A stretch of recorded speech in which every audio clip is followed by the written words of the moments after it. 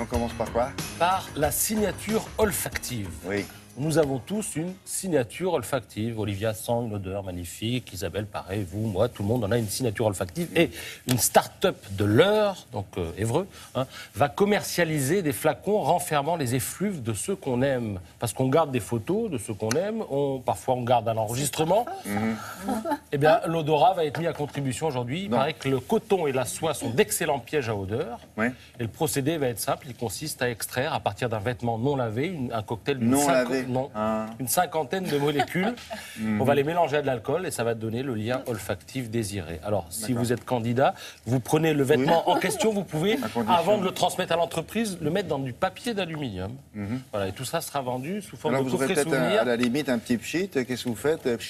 Non, vous l'aurez dans un flacon, vous dévisserez le flacon, vous Ah non, mais c'est l'odeur de la personne. là. sentirez l'odeur de la personne Non, on aimée. peut s'en remettre un peu sur soi.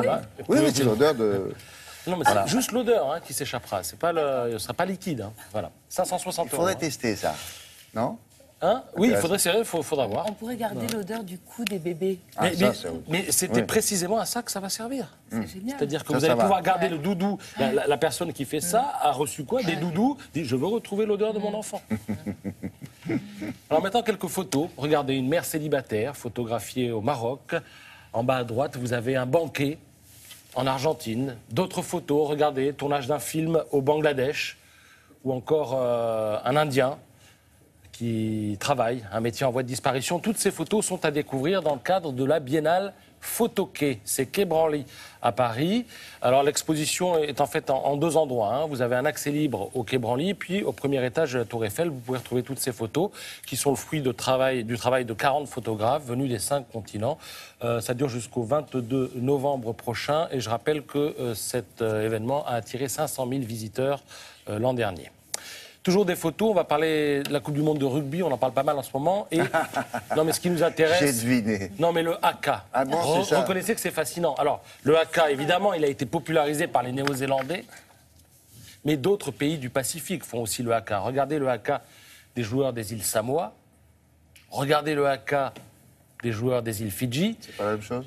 Et non, ils sont tous différents, le positionnement est différent, ça change d'ailleurs d'une année sur l'autre, et surtout... Que font les contre-hackers, les adversaires, pendant que les uns font le haka, que font les autres? Bonne question. Eh ben, regardez la photo. Je leur conseille de se marrer. Regardez. Dominici face à Ali Williams. Regardez ce que ça donne. Oui, je sais pas, parce qu'on... Non, mais ils se toisent du regard. Il y en a un qui tire la langue et l'autre qui le regarde et dit « t'as qu'à venir ». Ouais, mais pourquoi ils font pas des clowns en face pour les déstabiliser, les gars qui font le haka? Eh bien, si vous regardez la photo si vous suivante... étiez en face entre le clown, le type, il serait Regardez cette déstabilisé photo, parce que lui, il William. est méchant, il est méchant. Regardez cette photo au milieu, il me semble c'est du sautoir. Oui. Il a un petit sourire, genre... Non, mais voilà, il faut, genre, ouais, tu me fais marrer. il faut déstabiliser l'adversaire.